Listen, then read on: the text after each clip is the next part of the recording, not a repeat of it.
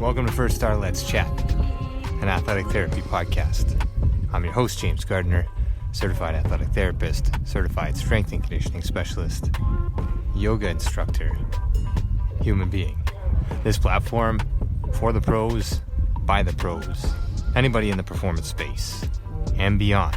Welcome here to share in the stories of professionals, experiences, journeys, learning along the way. It's a platform to connect, to network, and to be a part of a community that cares, with conversations that matter, experiences that resonate, and generate ideas, thought-provoking, organic dialogue, passionate pros. Brought to you as always by First Star Therapy, Mobility Tape, Epic, and Benchmark Athletics, in association with the Canadian Athletic Therapists Association. It's First Star Let's Chat, an athletic therapy podcast. Thanks for being here. Thank you for being a part of it.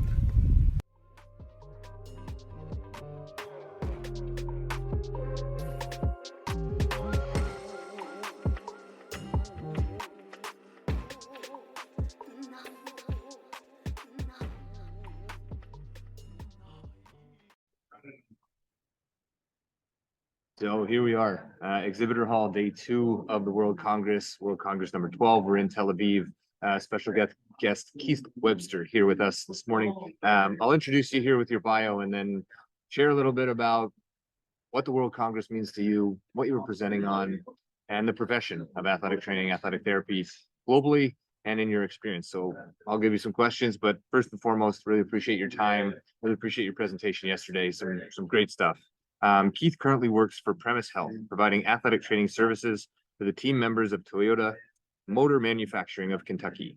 Prior to joining Premise, Keith was at the University of Kentucky's administrative head athletic trainer and assistant professor in the College of Health Sciences, Division of Athletic Training for the Post-Professional Education Program.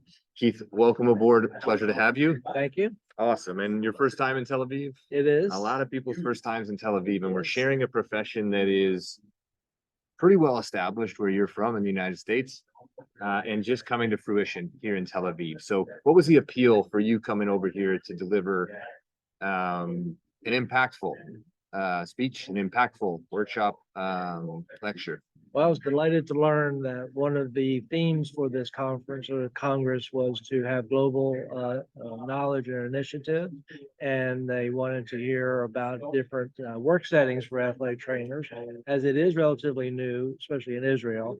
But what are the potential work settings and potential for athletic trainers to work even beyond the competitive athlete setting? Amazing. And so you touched on the industrial space. Obviously, this is where you spend some time now. Probably not where you saw yourself when you first started, or was it something that, yeah, there's nobody doing this, let's start doing this? How did that work for you?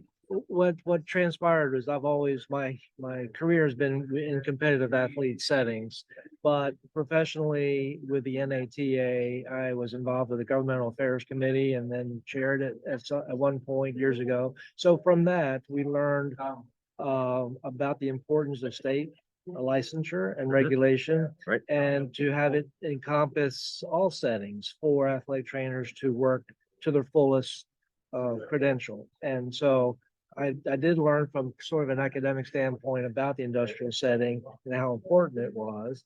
And I worked with physicians who recognized our skill set would apply to the industrial athletes and the value to that. So I was always intrigued with it.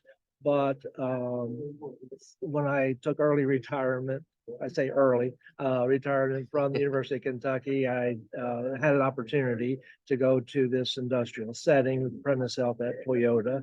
And it took a little while to get used to a 40-hour work week, no weekends, no late night visits to the emergency room. So I was like, wow, this is, and applying skills that are very much appreciated, not only by the client, but the employees. Just they want to work without pain and provide for their families. So the drive and the reward back, gratitude is phenomenal. It's really refreshing that these people really appreciate the attention they're getting that I would take for granted that the 18 to 20-year-olds that they just want to play. So that reward back has been very gratifying to me unexpectedly.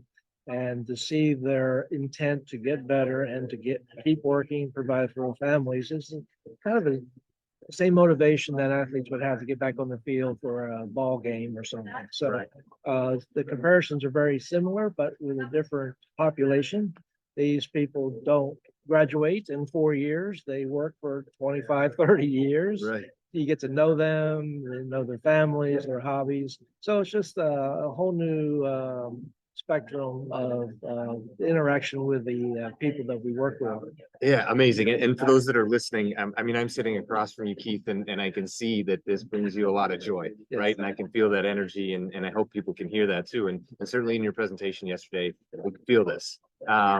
This idea of moving into a new space or a novel space. Everybody's an athlete in their own way. You capture that very nicely. Competitive sports is just one small aspect, and here's a much broader reaching role for ATCs, athletic therapists in Canada and across the globe that are using that terminology. How do you see this growing into the future? I mean, obviously you're here in Israel where it's not a well-established profession as yet. So this is potentially very impactful for this association here in Israel as it launches. Do you see that around the globe? Do you see, like, is this a part of your future as well, sort of driving this in other countries? I hope so, and we do promote it, and I have contacts in other countries and athletic trainers that reach out for how can we do this here, and how can I show the value of what we provide to workers in variety of countries with the different governments and payment systems, if you will, healthcare providing systems. But professionally, these students here in Israel and everywhere learn the basics of taking care of what I call sprains, strains, overuse kind of issues. So the injury impact is very similar with the factory workers versus the competitive athlete. The majority of their problems are over exertion, overuse, the sprains, some acute, but the patient population is going to be different, but the response to the care is very similar.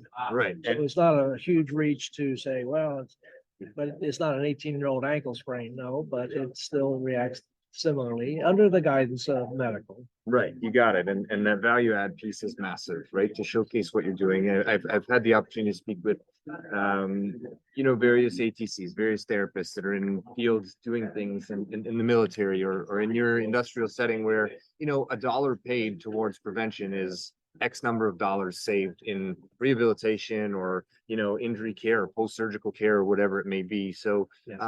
Where can people turn sort of for some of that data if they're looking to sort of step forward in their own countries or their own spaces? Well, I invite people to connect with me maybe directly, but through the National Athletic Trainers Association and the Council on Practice Advancement. I chair the occupational committee within that council, if you will. There's about 10 of them. Performing arts, military have their own committees under an umbrella, so we collaborate amongst ourselves. But I would like to have more international influence on that. I think with more numbers of interested athletic trainers, we can make a bigger impact and learn from each other in the support of my role is to help them advance themselves. Right. Some real data, some quantifiable, objective data that we can pull from and say, this is the value that we can bring. And maybe not even in comparison to other professions, but quite literally, this is what we can do. And these are all the places that we can be. Right. Yeah. We have maybe a dated survey of ROI data, and we're trying to introduce that to collect the data to show that value. Right. It's just a little bit more difficult in this setting with the proprietary nature of the data and the competition of not the clients too, but with the healthcare companies want to be more successful. So anyway, we're trying to I think come up with a way that the data can be shared without identification. It's a big project, Absolutely. but there's a need for it. But we know anecdotally it works, or else we wouldn't be doing what we're doing for very long. Right. Because the clients want to see that return on investment for themselves, Right. and the cost avoidance and the ability to keep them from medical, going outside to the emergency room. And that's what we find without the care of the athletic trainer there early, that the workers wait until they are injured and then have to go outside to the emergency room. And that's a loss of productivity, loss of work time, the replacement that the employer has to do to replace that worker, even temporarily. All these costs really add up, and we can impact that with our skill set. Yeah, and another great sort of capture in at least in my mind's eye is this idea of the trainer, the therapist as this hub or liaison, but truly an advocate for the patient, for the athlete, for the human that needs the service and doesn't necessarily know how to or where to go for it. The education piece, obviously a big part of your career, being at the University of Kentucky, and now you're in this industrial setting. Is that a large part of what you do? Sort of, let's call it preventive or injury mitigation, those strategies. Is that what you're implementing? No, you're exactly right. We, besides taking pride in that up front, we also are the gatekeeper, the first entry into medical. So for the workers, so we also make that determination pretty quickly. If it's something that needs more attention, we make that referral as quickly as possible, get that process started. So that is important. And the education piece, both for the workers to report discomfort early on so they can recover quicker, is built in. It's incentivized by the employers to do this because they know the value of early reporting. But then we also have a chance to be part of the development of a course for occupational medicine for athletic trainers in the UK doctoral program. Nice. Very good. So that education we're trying to spread to the students. To get them more focused on this population and not as in addition to what they learn about the competitive athletes, the ergonomics and the safety piece, the things that influence our ability to deliver care for the workers is a little bit specialized. Truly phenomenal. And you mentioned offering your sort of connection to you directly if people want to learn a little bit more. I don't want to inundate you, but I can hear and see people's eyes opening and ears opening to, oh wow, like this has already been done or it's already being done. So maybe there is an expert out there that I can reach out to connect with and say, where'd you start? How do I start? You're doing this in the car industry or maybe it's applicable to a car industry in another country. So if you'd be so kind to share contact information or best way to get through to you. Sure. My email is Webster KJ 23@gmail.com. It's my personal email. I don't mind. It's I'm a little restricted what I can do with my professional email or employer email. So I don't mind sharing that. And if I can help others, as I would have been helped coming along, I respect that and welcome that. And again, the information I receive in return is really helping the whole movement in this area. Amazing. And a couple themes that have come up with, guests that have been on through this Congress have been standing on the shoulders of giants. And this is one. You're doing some amazing work that I'm sure people would love to get on your shoulders here and take it a little further or learn from you in any way. So Keith Webster, he's down in Kentucky. He's accessible by email. I really appreciate that, as well as I'm sure our guests do. Listen, we just met yesterday, and this is all about connections, and this is all about collaborative efforts to grow this profession. And I also know it takes effort and time to be here and to give your time to sit down and chat with us now for a short period. I'd love your word to say I'll come back on again for a longer one in the future. Amazing. Absolutely. Yeah, great. Appreciate your attention to this and being here yourself. It's a great advantage in a World Congress, literally to talk to people around the world. So amazing. What an opportunity. Yeah, and that in-person piece is massive as well. We found just getting here and smiling and being able to see what this role does for you and just getting to know you. Like, you light up when you talk about this stuff. I think that's also a common theme here where we're talking to ATCs that are doing things that they love and they're passionate about and they're good at. Passion, that's right. That's it. Live with passion and live long, right? So this is the way. Keith, I'll leave it to you just for your last capture of your experience here in Tel Aviv and at the World Congress. To our listeners, it's Let's Chat, an athletic therapy podcast, the official podcast of WFAT, live from the exhibitor hall. We got a few people packing up, and the background noise is intentional. But over to you to your wrap on your experience here. Well, thank you so much. What I really enjoy is meeting folks in this profession and related professions. We're all with a common cause. And here it's really refreshing. I enjoy visiting with students and young professionals.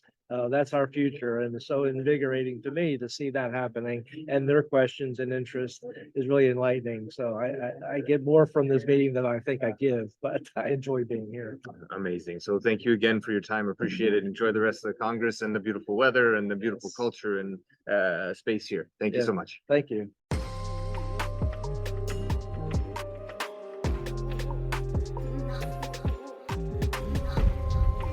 Thanks again for being here. Thanks for listening. Thanks for being a part of this community.